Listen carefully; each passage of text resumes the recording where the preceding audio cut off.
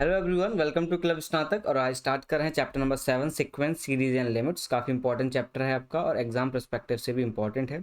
इसमें सीक्वेंसेस देखेंगे, अलग अलग सीक्वेंस, और सीरीज किस तरीके से काम करती हैं इकोनॉमिक्स में वो देखेंगे, और लिमिट्स की क्या इंपॉर्टेंस है।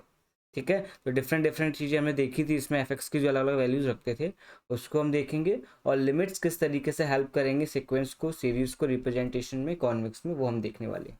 और आपको पता है इससे पहले हम 6 चैप्टर ऑलरेडी कवर कर चुके हैं, हमारा 7 चैप्टर है। और मोस्ट इम्पॉर्टेंट इसमें मैं कुछ चीज़ें आपको बताता हुआ चलूँगा, तो ध्यान से उसको समझना है। ठीक है, सो लेट्स स्टार्ट। इंट्रोडक्शन से स्टार्ट करते हैं। इन this unit will introduce the theoretical concept of limits. इसमें थ्योरेटिकल यानी कि जो थ्योरी से रिलेटेड जो लिमिट्स है उसको देखेंगे। जनरली क्या होते हैं, जो आप लिमिट्स वगैरह मैथमेटिक्स में बहुत ज़्यादा इस्तेमाल करते हो, बट यहाँ पे हम थ्योरेटिकली उसको समझने की कोशिश करेंगे। ज़्यादा इसको जैसे इक्वेशंस में रिप्रेजेंट करना या फिर सोल्यूशंस करना वैसा नहीं है, क्योंकि वो हमारे सिलेबस में नहीं है। हमारे सिलेबस में थ्योरेटिकली ज़्यादा इस पर फोकस किया गया है, और थ्योरेटिकली क्वेश्चन ज़्यादा पूछे जाते हैं इससे, और एक न्यूमेरिकल भी आता है। तो हम उसी तरीके से इसको देखने वाले हैं। So in this unit we will introduce the theoretical concepts of limits and continuity. We will also discuss how economics can be used financially to ascertain the payment of interest, present, discount, values, compounding of interest. ठीक है, इन सब चीज़ों के बारे में हम यहाँ पे ध्यान से देखने वाले हैं। ठीक है, किस तरीके से यहाँ पे इंटरेस्ट वगैरह जो लगता है, इंटरेस्ट जो आपका है, कंपाउंड इंटरेस्टिंग है, वैल्यूज़ हैं, उनको किस तरीके से रिजॉल्व किया जा सकता है, इन पूरे के पूरे क्वेश्चन को किस तरीके से बनाया जा सकता है लिमिट्स की सहायता से और सीक्वेंसिंग की सहायता से। ठीक है, तो आप यहाँ देख सकते हैं, आप लिमिट्स क्या होता है। We introduce the limit concept in the previous unit. और जो लिमिट्स है कोई नया नहीं है, और इसमें प्रीवियस में भी हमने पढ़ा हुआ है, क्योंकि लिमिट्स अगर आप कॉमर्स बैकग्राउंड से हैं, ठीक है, तो आपने लिमिट्स के बारे में पढ़ा होगा मैथमेटिक्स में। तो आप जानते हैं कि लिमिट्स काफ़ी इंपॉर्टेंट है, क्योंकि मैथमेटिकल कॉन्सेप्ट्स में इसको काफ़ी यूज़ किया जाता है। So in this session we will further look at the concepts of limit by understanding the case of one sided limits and limits at infinity. One sided का मतलब होता है एक पॉइंट से स्टार्ट करना, और जहाँ तक इन्फिनिटी है, मतलब जहाँ तक इसका अंत नहीं है, उन सारी की सारी चीज़ों को समझेंगे। अब वन साइडेड लिमिट कैसी होती है, यहाँ पे हम देख सकते हैं मैथमेटिकल रिप्रेजेंटेशन भी आपको यहाँ पे देख के रखी हुई है कि वन साइडेड लिमिट किस तरीके से चलती है। ठीक है, नाउ यहाँ पे मैथमेटिकल जो ऑर्डर दे रखा है इसको समझते हैं। जैसे कि आपको दे रखा है limit h over a F H is equals to a, और F H A S H A, मतलब क्या है, यहाँ पे जो डेरिवेशन दिखा रखी है, this a is equal to that one, मतलब कहने का मतलब है capital A representation form show कर रहा है जिस छोटे वाले के साथ। तो यहाँ पे मैथमेटिकल इक्वेशंस में इनकी जगह पे कोई भी एक नंबर को पुट करके भी वैल्यूज को फाइंड आउट कर सकते हैं। तो वो डिपेंड करता है किस तरीके से आप चीज़ों को एवेल्युएट कर रहे हो, समझ रहे हो। तो मैथमेटिकल ऑर्डर्स काफ़ी इंपॉर्टेंट होते हैं हमारे। तो let us consider a function of F H bracket. ठीक है, इसको बोलते हैं अपन big bracket. If h tends to a, this is in small a, then fh big bracket might tend to value of a for all the sufficient close to a। और यहाँ पे जो a है, ये एक तरीके से आपकी जो नेबरिंग होगी किस चीज़ की, जो लिमिट्स का जर्नी बताता है, नंबर्स के जो नेबरिंग जो नंबर्स होते हैं उनको आप यहाँ से पढ़ सकते हो। तो ये a उसी चीज़ को यहाँ पर रिप्रेजेंट करेगा। नेक्स्ट आता है लिमिट एट इन्फिनिटी। लिमिट को अगर इन्फिनिटी पे रखा जाए तो क्या होगा, क्योंकि हम जानते हैं इन्फिनिटी पर, इन्फिनिटी किस चीज़ की क्या है, मतलब जहाँ पे इसका कोई भी अंत नहीं है वो आपकी इन्फिनिटी है। तो लिमिट्स एक तरीके से काम करती है इन्फिनिटी के परस्पेक्टिव से भी काफ़ी कारगर है। तो let there exist a function of y is equals to F X in the real number l, as x become a sufficiently large and the value of fx become close to l, then we say that fx has a limit infinity। तो इसमें क्या होगा, आपका limit infinity होगा। जैसे कि यहाँ पे हम बात कर सकते हैं, ये रिप्रेजेंटेशन है, इसको समझ सकते हैं। यहाँ पर इस रिप्रेजेंटेशन को समझ सकते हैं। Limit x, limit x over infinity F X is equals to L, and limit x over infinity F X is equals to L. ठीक है, तो ये क्या है, आपकी फॉर्म ऑफ इक्वेशंस हैं जो क्या करती हैं, किसी भी पर्टिकुलर चीज़ को जानने में सहायता कर रही हैं। मतलब यहाँ पे किसी भी एक वैल्यू को आप निकाल सकते हो with the help of limits, और लिमिट इन्फिनिटी पर होगी तो बहुत सारी वैल्यूज़ को भी आप पता कर सकते हो। ठीक है, so this will hold for all X. यहाँ पर ग्रेटर क्या है, zero, and X being sufficiently large. ठीक है, यहाँ पे आपको लार्ज दिखाई देगा। So it also known as an horizontal asymptote this if F X approaches to L X X at infinity और एक्स माइनस इन्फिनिटी, मतलब इन्फिनिटी से लेकर के माइनस इन्फिनिटी के बीच में जितने भी नंबर आ रहे हैं वहाँ पे आपके लिमिट डेरिवेशन के थ्रू काम करती है। देन और ग्राफ्स के थ्रू भी हम समझ सकते हैं, ठीक है, ग्राफ्स के थ्रू भी इसको समझा जा सकता है। तो F X approaches the line y is equal to L, this horizontal line is known as a asymptote for the graph F X. अब जो हॉरिजॉन्टल लाइंस वगैरह होती हैं वो भी आपको किसी भी एक पर्टिकुलर डेटा को समझने में हेल्प करती है। तो हमें पता लगता है limits are not a small thing, limit से बहुत बड़ी बड़ी एक तरीके से कैलकुलेशन की जाती है और कैलकुलस में भी लिमिट्स हेल्प करती है, ग्राफ को भी समझने में हेल्प करती है। तो जो बड़ी बड़ी चीज़ें होती हैं उसमें लिमिट काफ़ी ज़्यादा हेल्प करती है डेटा को एनालाइज करने में। इसी वजह से लिमिट काफ़ी इंपॉर्टेंट एक बोल सकते हो पार्ट है किस चीज़ का, मैथमेटिक्स का, ठीक है, जो कि इकोनॉमिक्स को समझने में और एनालाइज करने में हेल्प करता है, ठीक है।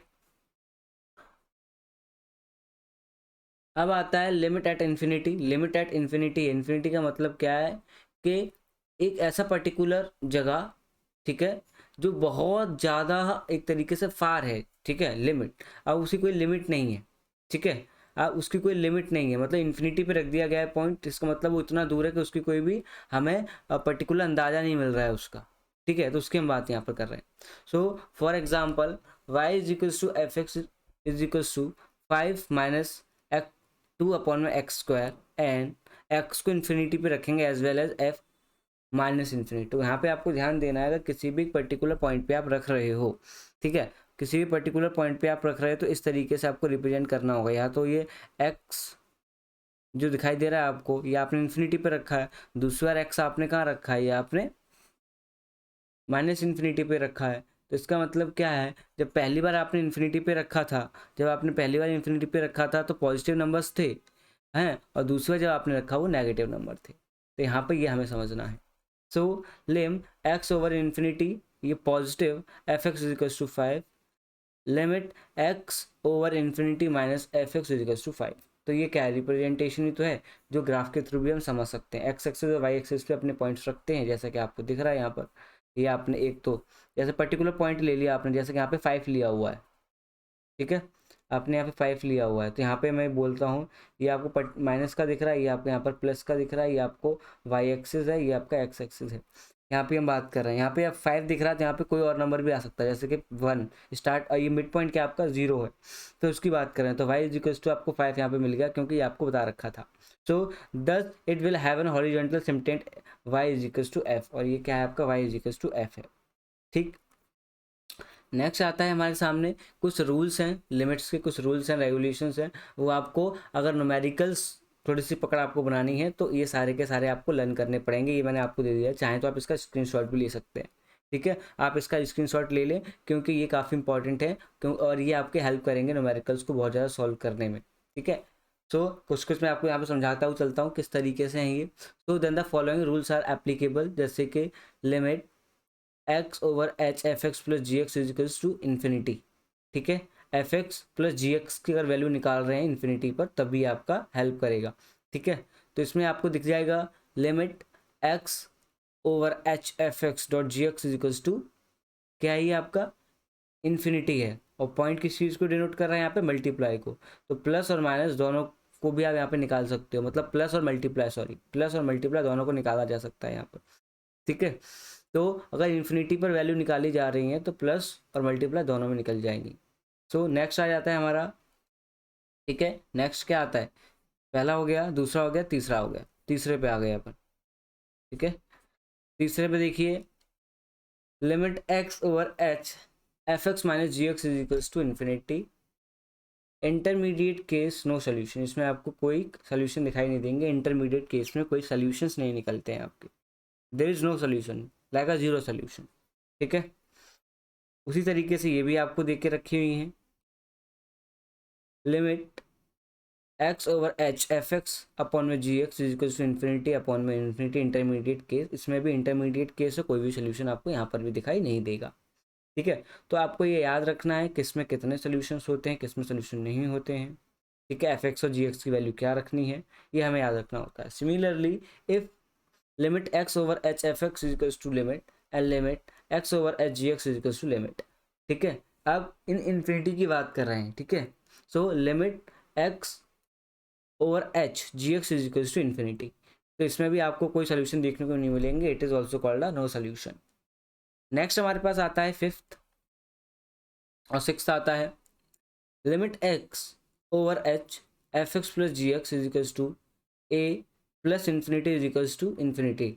अब इंटरमीडिएट फॉर्म निकलेगी, मतलब किसी भी एक पर्टिकुलर ए में अगर आप इन्फिनिटी जोड़ोगे तो आपको इन्फिनिटी मिलेगा, क्योंकि इन्फिनिटी में हमें कोई भी नंबर पर्टिकुलर पता नहीं होता है और ये अपनी एक तरीके से बदलता भी रहता है। इन्फिनिटी नंबर बदल भी सकता है क्योंकि आपको पर्टिकुलरली पता ही नहीं वो नंबर कितना बड़ा है।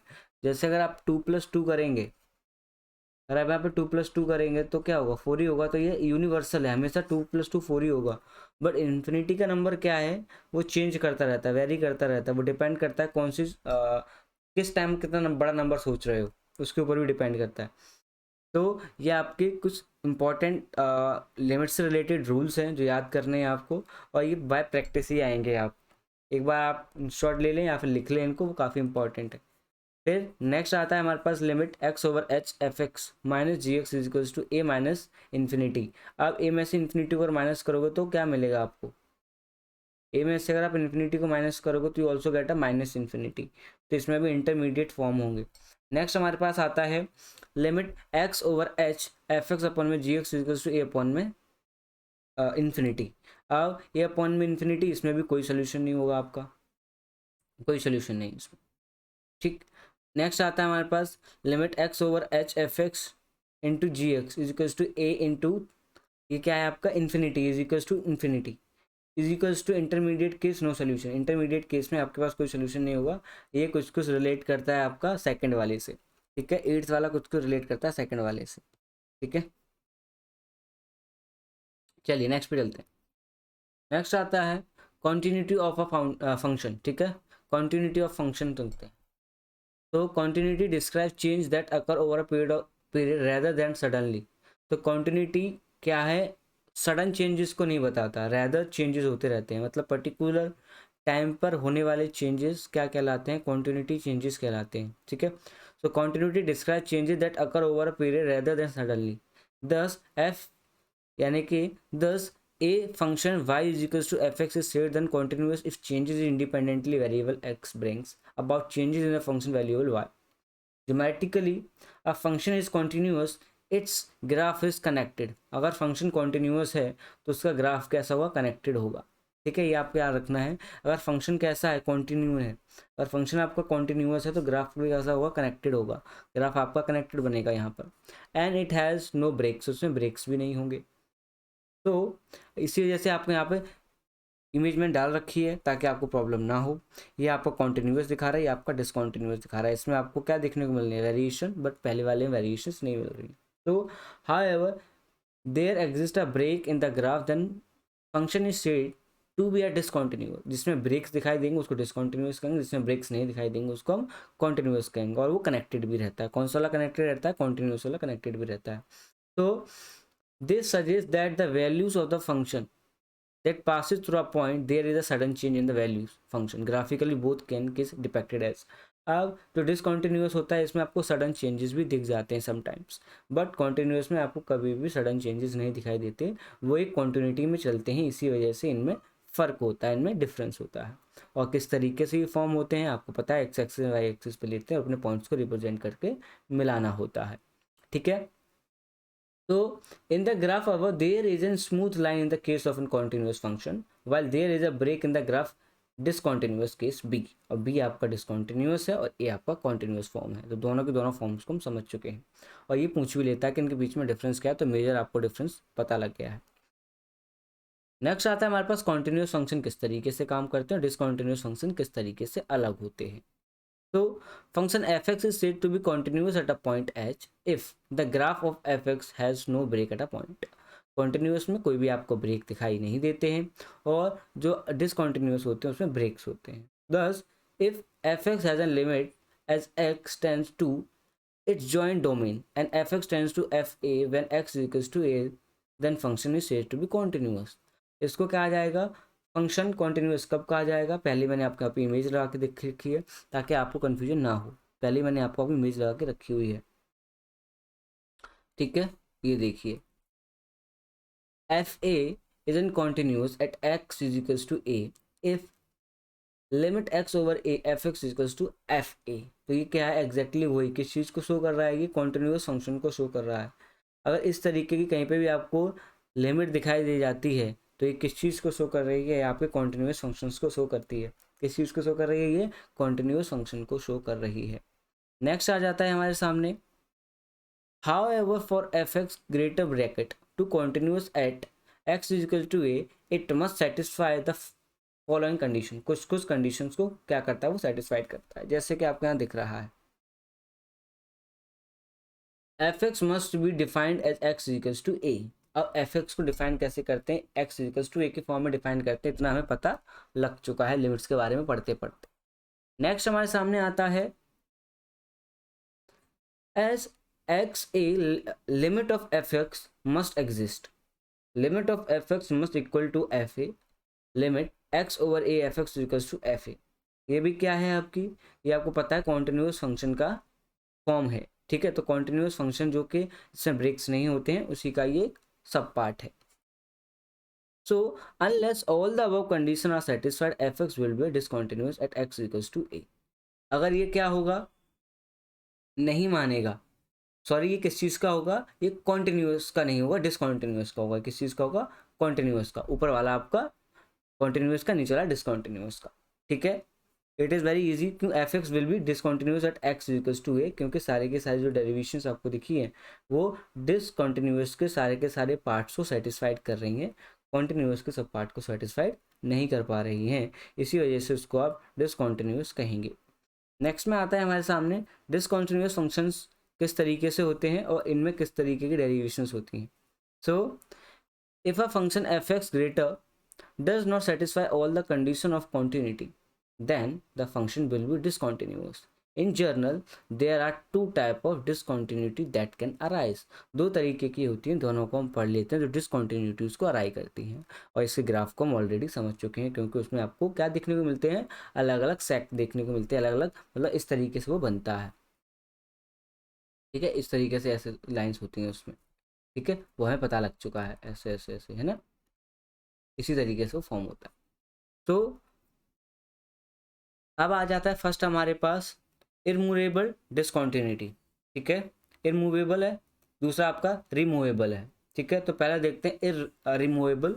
If there exist no limit of a function F X, मतलब फंक्शन एफ एक्स के लिए कोई लिमिट नहीं है, तो when X tends to then irremovable continuity arise, ये क्या हो जाएगी, इरमूवेबल डिसकॉन्टिन्यूटी अराइज हो जाएगा। ठीक है, नेक्स्ट में आ जाता है हमारे सामने, नेक्स्ट में आ जाएगा हमारे सामने रिमूवेबल डिसकॉन्टिन्यूटी क्या होता है, if there exit limit of function F X as X A. ठीक है, X A and is equal to K, but limit X over A F X not equal to F A, then F X is discontinuous. मतलब ये वाली जो limit है इसके equal नहीं होगी, मतलब ये इक्वल नहीं है किसके, एफ ए के, तो क्या हो जाएगा, एफ ए डिसकॉन्टिन्यूस हो जाएगा।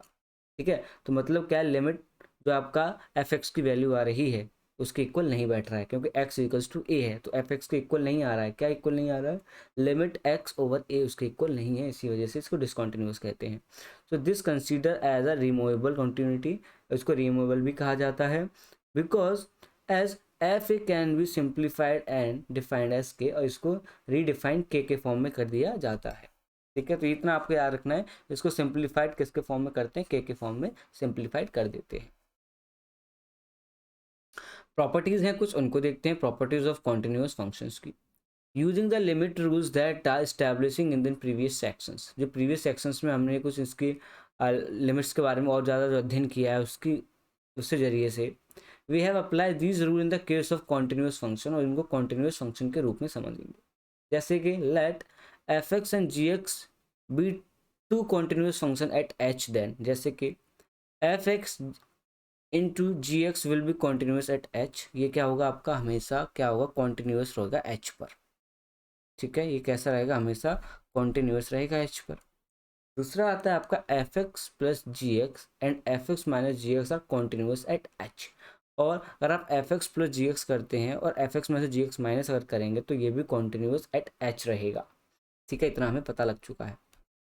नेक्स्ट आता है एफ एक्स अपॉन में G H will be continuous at H if G H not equals to zero. अगर जी एच इक्वल नहीं होगा जीरो को तभी ये कॉन्टिन्यूस होगा, अदरवाइज नहीं हो पाएगा। ठीक है, डिसकॉन्टिन्यूस हो जाएगा। Now F X and E B is in continuous at H if F H and E B is defined.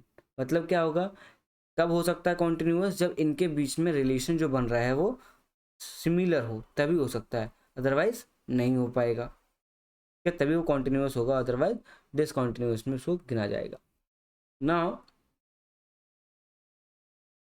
Sequences देखेंगे, सिक्वेंसेस किस तरीके के होते हैं, और सिक्वेंसेस काफ़ी प्रकार के सिक्वेंसेस को हम डिस्कस भी कर चुके हैं। ठीक है, ये जो हमारी लेक्चर सीरीज़ है इसमें हम सिक्वेंसेस को काफ़ी बार डिस्कस भी कर चुके हैं। तो let's start. We have often seen the economic data. हम इकोनॉमिक डेटा को काफ़ी बार देखते हैं, उसको एनालाइज करते हैं और समझने की कोशिश करते हैं कि ये डेटा किस तरीके से काम कर रहा है और ये डेटा किस तरीके की इंफॉर्मेशन को प्रोवाइड कर रहा है। तो डेटा काफ़ी इंपॉर्टेंट हमारे लिए इसलिए है क्योंकि डेटा को एनालाइज करते वक्त हमें काफ़ी नॉलेज मिल जाती है। तो is represent in the form of A sequence of a number, और उनको सीक्वेंस के फॉर्म में, नंबर्स के फॉर्म में, इवन ग्राफ्स के फॉर्म में भी रिप्रेजेंट किया जाता है।